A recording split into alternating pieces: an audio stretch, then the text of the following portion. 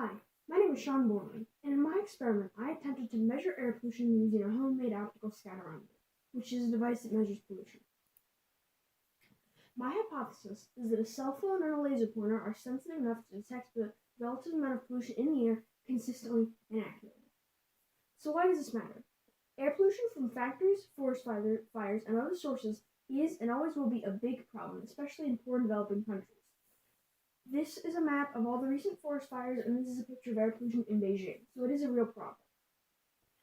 Unfortunately, people can't buy normal optical scatterometers because they're really expensive, costing between $100 and $1,300, meaning that people who need this data can't get it. Some background information is that pollution particles are between 2.5 and 10 micrometers, meaning they're very small, smaller than a strand of human hair.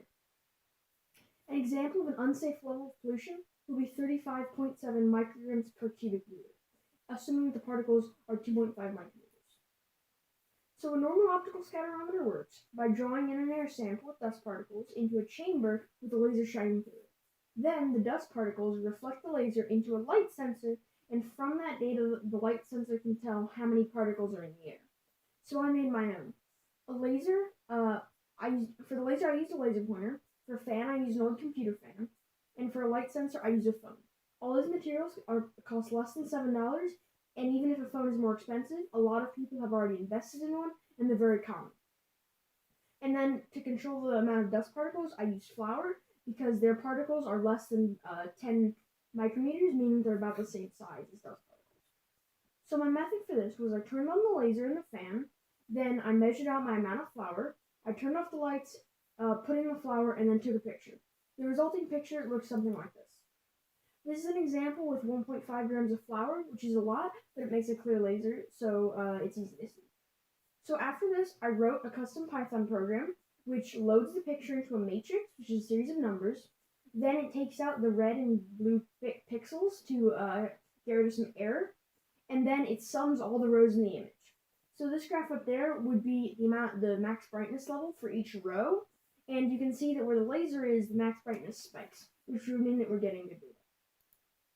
So my first graph shows the max brightness level for each row in the image. And as you can see, where the laser is, it spikes, and that means we're getting good data. Now after I normalize for shutter speed, which is how long the camera waits to take in light, so if I had a lot of light being reflected and a lot of flour, I would have a short shutter speed so that I don't get saturation. So after I normalized for shutter speed, I put the max brightness values for each amount of flour on this graph relative to max brightness value to get this. Now as you can see, below 0.2 grams of flour, there is a clear linear correlation. Unfortunately, above 0.2 grams of flour, there is not. So below 0.2, the R-squared value is 0.985, which is, and the R-squared value is how close my line is to linear, where 1 is perfect. So as you can see, it's very close. Now, above 0.2 grams, you see that it's not linear at all, and the R-squared value falls to 0.747 and below. Now, I think this is because after 0.2 grams of flour, there's so much light being reflected that there are secondary reflections, meaning the phone camera is picking up a lot more light than is actually being reflected, and that's why it goes up so much. So in conclusion, this experiment shows that a phone camera and a laser pointer are sensitive enough to measure the relative amount of pollution in the air because there is a distinct trend line in my data. Some sources of error in this experiment is the spread of the flour. So if the fan doesn't reach all the way around the box, then the spread of the flour is inconsistent, which can cause error. Another source of error is the brightness of the laser. So as I did my experiment, the laser used up more of the battery and got dimmer, meaning that less light is reflected into the phone camera, and that can cause error. And then lastly, as you saw, after 0.2 grams of flour, there are secondary reflections, so I pick up a lot more light. My future plans for this experiment is that I want to make an app to increase the speed and efficiency of the data taking process.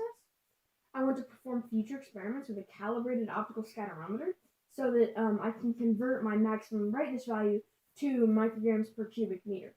And lastly, I want to test my sensitivity to confirm that it will measure below an unsafe level of pollution. Basically meaning I want to test if it will work in the real world. So I think that it can, because when I took my baseline, it worked and it was able to detect a small level of pollution. And then lastly, when I put in almost no amount of flour, I was able to detect small amounts of flour. Here's my bibliography. Thank you for your time.